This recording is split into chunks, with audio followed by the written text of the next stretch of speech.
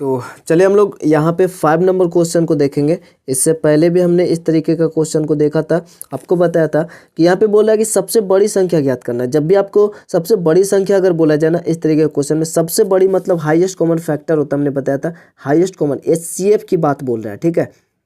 अब देखिए क्या बोल रहा है, सबसे बड़ी संख्या ज्ञात कीजिए जिससे 398, 436 और 542 में भाग देने पर क्रमशः 7, 11 और 15 शेष बचे। अभी इसको हम लोग अभी इग्नोर करते हैं, 7, 11, 15 बचे, बट इसमें भाग देने पर शेषफल वो बचना चाहिए, ठीक है। शेषफल बचने देने इससे इसमें सबसे बड़ी संख्या बोल रहा है, मतलब कि हाईएस्ट और कॉमन होने चाहिए, तीनों में कॉमन और फैक्टर होने चाहिए, तभी तो इसमें भाग पड़ेगा, ठीक है। फैक्टर होगा, फैक्टर से ही भाग पड़ता है। और जब हम लोग हाईएस्ट कॉमन फैक्टर निकालेंगे यानी HCF यानी कि मासा इस तीनों का निकालेंगे तो इस तीनों को पूरी विभाजित कर देगा। आपको पता है किसी भी संख्या को गुणनखंड उस संख्या को पूरी विभाजित कर देता है। जैसे अगर 8 ले, 8 का गुणनखंड 4 भी है और 2 भी है, ठीक है। तो अगर 4 भी है, 2 भी, तो इससे भी ये पूरी विभाजित होगा और इससे भी पूरी विभाजित हो जाएगा, ठीक है।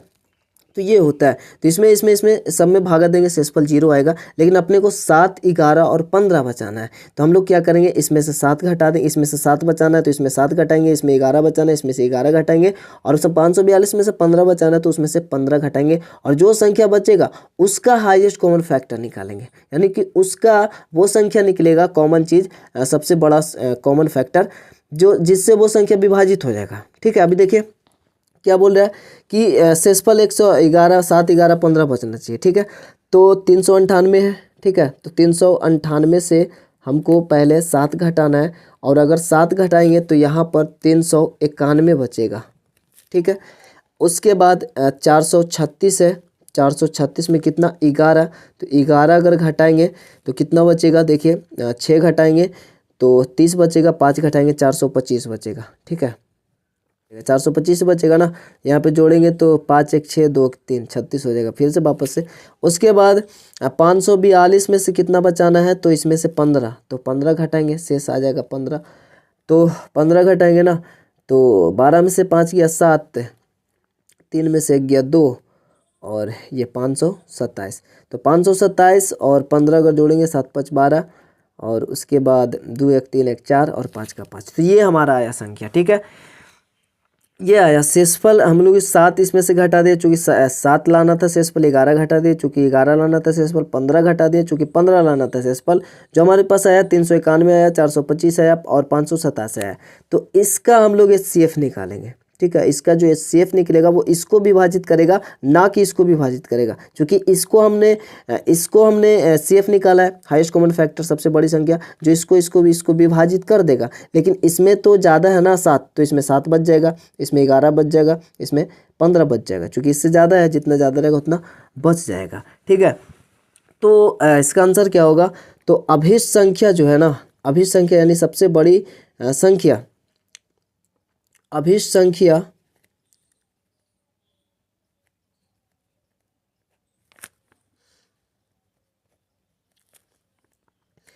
तीन सौ इक्यानवे, इसका HCF होगा, यानी सबसे बड़ी संख्या, यानी आपका जो आंसर होगा इसका HCF होगा। तो अभिष्ट संख्या 391, 425 तथा 527 का मासा होगा, ठीक है। तो सबसे बड़ी संख्या अगर इसका मासा होगा तो मासा निकालेंगे। अब देखिए मासा आप भाग विधि से निकालें या गुणनखंड विधि से निकालें, आपकी मर्जी। तो सबसे पहले 391 में 425 से हम लोग भागा देते हैं। 391 में 425 से भागा देंगे तो एक बार में लगेगा, आपको पता है 2 बार में तो 600 के 700 लगभग हो जाएगा, ठीक है। तो 391 आएगा एक बार में। 391 घटाएंगे, 5 में से 1 जाएगा तो 4 बचेगा, और 12 में से 9 जाएगा तो 9, 10, 11, 12, 3 आता है तो 3 बचेगा, 1 पैंचा दिया तो 3 में से 3 काम खत्म, यानी 34 बचा। अब 34 में 391 से भागा देंगे, जब तक नहीं कटेगा तब तक हम लोग भागा देंगे। आपको पता है HCF इसी प्रकार से निकलता है। तो 34 का 34 कितना बार में लगाएंगे, ताकि यहाँ पे अच्छा हम लोग एक बार में पहले लगा कर देखते हैं, चूँकि 39 है तो 34 आएगा। 34 आएगा तो यहाँ पे 9 में से 4 जाएगा तो 5 बचेगा, यहाँ पे कुछ नहीं तो काट देते हैं, ठीक है, या फिर 0 लिख सकते हैं। यहाँ पे 1 उतरेगा, अभी 34 का 34 एक बार में और रहेगा, 34 दूनी तो ज़्यादा हो जाएगा ना इससे, तो अभी 11 में से 4 जाएगा तो 7 बचेगा यहाँ पे, और ये अब 4 बचा ना, चूँकि इसको पैंचा दिया, 4 में से 3 गया तो 1 बचा, 17। अब 17 में 34 से भागा देंगे तो 17 दूनी 34 आता है, ठीक है। तो यहाँ पे 17 आया, आप 17 में 527 से भागा देंगे, ठीक है। तो चलिए 17 में 527 से भागा देंगे तो 17 दूनी 34, 17 तिया 51, 17 तिया 51, बचेगा 1 और यहाँ पे आ गया 17, और 17 21 17, यानी 31 बार में आपका ये कट जाएगा। यानी इससे कटा ना, इससे ये भी कटा, ये भी कटा, यहाँ पे कुछ और होता तो वो होता, लेकिन 17 यहाँ पे आता है। इसका मतलब जो अभीष्ट संख्या है वो क्या होगा, अभीष्ट संख्या जो है, अभीष्ट संख्या वो होगा 17, यानी 17 वो संख्या है। अब 17 है तो 17 तो इसको भी काट देगा, इसको भी काट देगा, इसको भी काट देगा, ठीक है, क्योंकि और ये सबसे बड़ी संख्या है, हमने HCF निकाला, ठीक है, मासा हाईएस्ट कॉमन फैक्टर, यानी सबसे बड़ी कॉमन गुणनखंड होता है, फैक्टर होता है, तो सबसे बड़ी हमने संख्या निकाला, और इसका HCF है तो इसको तो काट देगा, लेकिन जब इसमें भागा देंगे तो 7 चूँकि इससे ज़्यादा है तो 7 बचेगा शेषफल, इसमें भागा देंगे तो चूँकि इससे 11 ज़्यादा तो 11 शेषफल बचेगा, इसमें 15 ज़्यादा है ये, तो इसमें 15 शेषफल बचेगा, ठीक है। तो इसका आंसर होगा 17, ठीक है। आई होप आपको समझ में आ गया होगा। अब हम लोग देखते हैं नेक्स्ट क्वेश्चन। तो अब देखिए ये हमारा जो 6 नंबर क्वेश्चन है ना, वो ये भी सेम बोल रहा है, ठीक है, बोल रहा है कि एक कमरे की लंबाई 8 मीटर 25 सेंटीमीटर और चौड़ाई 6 मीटर 75 सेंटीमीटर तथा ऊंचाई 40 मीटर 50 सेंटीमीटर है। अब ये 1 मीटर में 1 सेंटीमीटर में, तो इसको सेम यूनिट में करके बनाएंगे, ये आपको पता है, ठीक है। तो ये तो दिया हुआ है लंबाई चौड़ाई ऊंचाई, तो उस सबसे बड़े फीते की लंबाई क्या होगी जिससे कमरे की बीमा को ठीक ठीक मापा जा सकता है। यानी कि एक ऐसा हाईएस्ट सबसे बड़ा गुणनखंड कॉमन होना चाहिए तीनों में जो पूरा नाप सकता है। नाप सकता मतलब भागा पड़ जाएगा ना, जैसे कि अगर हमारे पास 6 मीटर का बीमा है, ठीक है, तो बीमा है तो इसमें सबसे बड़ी फीता कौन होगा, 3 होगा। 3 अगर 3 मान लिया 6 सेंटीमीटर का है तो 3 सेंटीमीटर का फीता होगा ना, जिससे हम लोग इसको पूरी नाप सकते हैं, ठीक है। तो ये क्या है, इसका तो एक गुणनखंड है ना, ठीक है। अब ऐसा अगर 2-3 संख्या है तो कॉमन गुणनखंड ढूंढना पड़ेगा जो सभी को काट देगा, तो इसमें कॉमन गुणनखंड ढूंढना पड़ेगा। और में क्या बोल रहा है, सबसे बड़ा यानी कि हाईएस्ट कॉमन फैक्टर, ठीक है, यानी HCF यानी मासा निकालना है आपको, तो जिससे कमरे की बीमा ठीक ठीक मापा जा सकता है। तो हमको मासा निकालना है, सिंपल सा क्वेश्चन पढ़ने से समझ में आता है कि मासा निकालना है।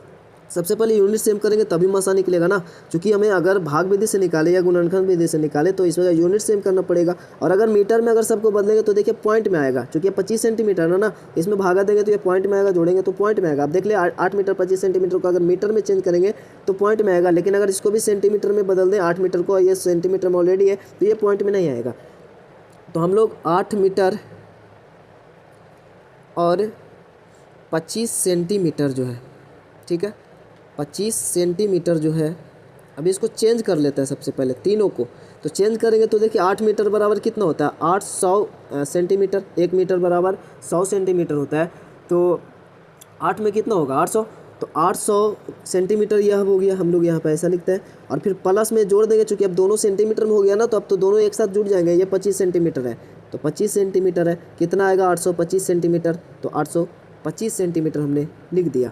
उसके बाद अगला है 6 मीटर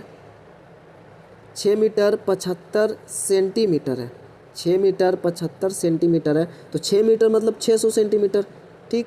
उसके बाद 75 सेंटीमीटर तो कितना हो जाएगा, ये हो जाएगा 675 सेंटीमीटर, ठीक है, तो 675 सेंटीमीटर। उसके बाद अगला है 40 मीटर 50 सेंटीमीटर, तो 40 मीटर और 50 सेंटीमीटर है, तो इसको अगर चेंज करेंगे तो 40 मीटर मतलब कि देखिए 100 से गुना करना सिंपल, तो 40 गुना 100 209 आ जाएगा, 4000 सेंटीमीटर इतना आया, है ना। उसके बाद प्लस में 50 सेंटीमीटर है। अब चूँकि दोनों सेंटीमीटर में हो गया तो दोनों को एक साथ जोड़ सकते हैं, जोड़ेंगे तो देखिए 0 का 0, यहाँ पे 5 आ जाएगा, दूसरा स्थान पे 5 है तो 5, और बाकी तीसरा स्थान पे कुछ नहीं है इधर, तो यहाँ पे 0 रहेगा और ये 4, यानी इतना आएगा 4050 सेंटीमीटर। अब इसका क्या करना है, अब इसका HCF निकालना है। HCF आप गुणनखंड विधि से निकाले या फिर भाग विधि से निकाले, आपकी मर्जी, ठीक है। तो चलिए हम लोग इसको गुणनखंड विधि से एलसीएम एचसीएफ निकाल देते हैं, चूँकि हमने भाग विधि से तो अभी बताया और उसको भी आप गुणनखंड विधि से बना सकते हैं, इसलिए हम लोग इसको गुणनखंड विधि से देखेंगे। तो सबसे पहले 825 का फैक्टराइजेशन करेंगे। तो ये लास्ट में 5 है ना, ये 2 से तो लगेगा नहीं, 3 से भी नहीं लगेगा। 8 2 10 5 15 है, 3 से लगेगा। 8 2 10 5 15 है तो 3 से लगेगा, 3 से लगा देते हैं। 3 से लगेगा तो कितना बार में लगेगा, आप 3 से भागा देकर देख सकते हैं कितना बार में लगेगा। वैसे यहाँ पे होगा 3 से लगाए तो 2 3 6, ठीक है, बचा 2 7 21 और 1 बचा, तो 15 हुआ ना, तो 5 तिया 15, 275 आया। 7 2 9 और फिर जोड़ेंगे तो सबसे बड़ा 14। अब ये 3 से नहीं कटेगा, अब ये लास्ट में 5 है तो सिर्फ 5 से कटेगा। तो पा बचे 25 और 2 बचा और 2 और 5 25, तो पा बचे 25। फिर यहाँ पे 5 है तो 5 से लगेगा, 11 बचे 55, ठीक है, बस इतना ही रहेगा। उसके बाद अगला हमारे पास 675 है, तो 675 देख लीजिएगा आप लोग। भागों का अगर दिक्कत हो जाएगा ना तो दिक्कत हो जाएगा। 27 तिया 81 होता है, 1 बचा 5 तिया 15, ठीक है, ठीक है। अब यहाँ पर देखिए 6 दूनी 12 13 5 18, 6 दूनी 12 13 5 18 जोड़ने पर 18 3 से विभाजित होता है, मतलब ये भी 3 से विभाजित होगा। तो 3 से अगर विभाजित करेंगे तो 3 दूनी 6, ये तो हो गया, और 3 दूनी 6, ठीक है। 1 बचा 22 तिया 66, 1 बचा तो 15, तो 15 3 से कितना 5 तिया 15। अब देखिए 2 दूनी 4 5 4 9, 3 से अभी भी कटेगा तो 7 तिया 21, 1 बचा 1 5 15 होगा, तो 5 तिया 15 75 है। 7 5 12, अभी भी ये 3 से कटेगा, 25 तिया 75। अब नहीं कटेगा 3 से, लास्ट में 5 है तो 5 से कटेगा, 5 बचे 25। ये आया इसका गुणनखंड। अब हमारे पास ये लास्ट, इसको कर लेते हैं। तो ये लास्ट में 0 है तो ये 2 से कटेगा, 20 दूनी 40 और 25 दूनी 50। लास्ट में 5 है, अब देखिए 2 दूनी 4 5 4, 2 दूनी 4 5 4, 3 से भी वैसे कटेगा, 3 से भी काट देते हैं क्योंकि इसका योगफल 3 से विभाजित है, तो ये भी 3 से विभाजित होगा। 6 तिया 18 और 7 तिया 21 ज़्यादा होगा। 6 तिया 18 बचा 2 2 2 22 हुआ, तो 7 तिया 21 और 5 तिया 15। अब अगर 3 से भागा देंगे इसमें तो 675 आएगा, आप कर ले। और उसके बाद देखिए 6 दूनी 12 13 5 18, फिर 3 से लगेगा तो 13 5 65, 3 से लगाना है ना, तो अभी हमने 67 है तो 3 दूनी 6 और 22 तिया 66 होता है, 1 बचा 5 तिया 15 आता है, ठीक है। उसके बाद ये फिर 3 से लगेगा, 2 दूनी 4 5 4 9 आता है, तो इसका 3 से विभाजित होगा, 7 तिया 21 और 5 तिया 15, यानी 75 तिया ये आएगा। 7 5 12, 3 से फिर भी लगेगा अभी 25 तिया 75। अब ये 3 से नहीं लगेगा, 5 5 25 हो गया। अब देखिए इसमें मिलता कौन कौन संख्या है, जो मिलेगा वही आपका यहाँ पे होगा, आपको पता है क्या होगा। तो 800 अगर 25 का यहाँ पे गुणनखंड देखें तो 3 गुना 5 गुना 5 गुना 11 है, ठीक है, ये रहा हमारा। और उसके बाद 600 अगर 75 का देखें तो 3 है 3 गो, 1 2 3 गो, और 5 है 1 2 गो 5 है, ठीक है, 2 गो 5 है। उसके बाद 40 50 का अगर देखें तो 40 50 का देखिए 2 1 है, 2 तो 1 ही है। 3 कितना है, 1 2 3 4 गो 3 है, तो 1 2 3 और 4, 5 2 गो है तो 5। अब यहाँ पर देखिए 3 इसमें भी है, 3 इसमें भी है, 3 इसमें भी है, तो 3 मिलेगा। 5 इसमें भी है, 5 इसमें भी है, 5 इसमें भी 5 मिलेगा। 2 इसमें है लेकिन इसमें नहीं, तो वो नहीं मिलेगा। तो जो मिलता है यानी कि मासा बराबर इसका जो होगा, यानी HCF बराबर, यानी मासा जो है मासा बराबर, पहले तो 3 मिला, हमने 3 को लिखा, चूँकि इसमें एक ही 3 है ना, तो कम से कम तो एक ही 3 मिलेगा, इसमें भी है इसमें भी है, तो एक 3 मिल रहा है तीनों में, तो एक 3 को लिख दिया। फिर 5 डबल है, 5 डबल है, 5 डबल है, तो 5 डबल लिखेंगे चूँकि तीनों में है, तो ये रहा। अब इसमें गुना करेंगे तो कितना आएगा, 5 5 25, 25 तिया 75, और ये सब सेंटीमीटर में था तो ये भी सेंटीमीटर में आएगा। तो अभीष्ट संख्या जो हमारा होगा वो होगा, अभीष्ट संख्या क्या होगा, 75 सेंटीमीटर, और ये हमारा आंसर होगा। तो यहीं पे हम लोग वीडियो को एंड करेंगे। आई होप आप सभी को ये क्वेश्चन अच्छे से समझ में आ गया होगा। अगर आप चैनल पर नया तो चैनल को जरूर से सब्सक्राइब करके थोड़ा सा सपोर्ट जरूर से कर दीजिएगा, और वीडियो को लाइक कमेंट जरूर से कर दीजिएगा। मिलते हैं नेक्स्ट वीडियो, तब तक के लिए जय हिंद जय।